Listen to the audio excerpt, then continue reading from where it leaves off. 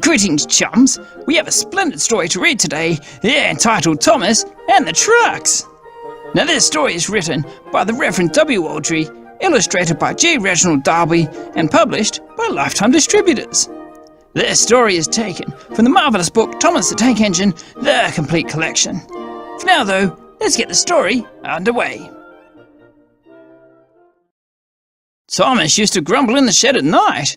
"I'm tired of pushing coaches. I want to see the world." The others didn't take much notice, for Thomas was a little engine with a long tongue. But one night, Edward came to the shed. He was a kind little engine and felt sorry for Thomas. "I've got some trucks to take home tomorrow," he told him. "If you take them instead, I'll push your coaches in the yard." "Thank you," said Thomas. "That will be nice."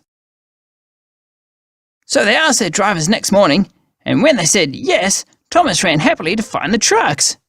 Now, trucks are silly and noisy. They talk a lot and don't attend to what they are doing.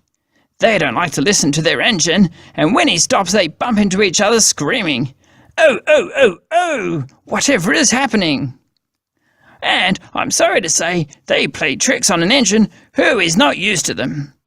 Edward knew all about trucks. He warned Thomas to be careful, but Thomas was too excited to listen. The shunter fastened the coupling, and when the signal dropped, Thomas was ready. The guard blew his whistle. "Beep, beep," answered Thomas, and started off. But the trucks weren't ready. "Oh, oh, oh, oh," they screamed as their couplings tightened. "Wait, Thomas, wait." But Thomas wouldn't wait. "Come on, come on," he puffed, and the trucks grumbled slowly out of the siding onto the main line. Thomas was happy. Come along, he puffed. "All right, don't fuss. All right, don't fuss," grumbled the trucks. They clattered through stations and rumbled over bridges. Thomas whistled beep beep, and they rushed through the tunnel in which Henry had been shut up. Then they came to the top of the hill where Gordon had stuck. "Steady now, steady," warned the driver, and he shut off steam and began to put on the brakes. We're stopping, called Thomas. "No, no, no, no," answered the trucks, and bumped into each other. Go on, go on." And before his driver could stop them, they had pushed Thomas down the hill and were rattling and laughing behind him. Poor Thomas tried hard to stop them from making him go too fast. Stop pushing, he hissed, but the trucks would not stop. Go on, they giggled in their silly way. He was glad when they got to the bottom. Then he saw in front the place where they had to stop.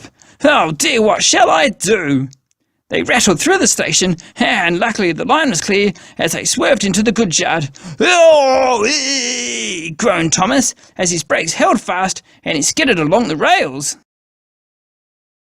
"I must stop," and he shut his eyes tight.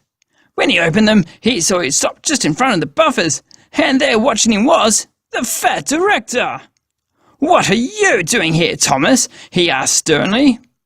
"I brought Edward's trucks," Thomas answered. "Why did you come so fast?" "I didn't mean to. I was pushed," said Thomas sadly. "Haven't you pulled trucks before?" "No." "Then you've got a lot to learn about trucks, little Thomas. They are silly things and must be kept in their place. After pushing them about here for a few weeks, you'll know almost as much about them as Edward. Then you'll be a really useful engine." Well, wasn't that splendid? I especially like the part where Thomas learned to listen instead of ignoring advice. And wasn't he lucky he didn't get seriously hurt? You weren't impressing anyone, Thomas, so stop being silly. Anyway, don't forget, chums, to subscribe to my YouTube channel. I hope you enjoyed today's book, and I will see you again next time.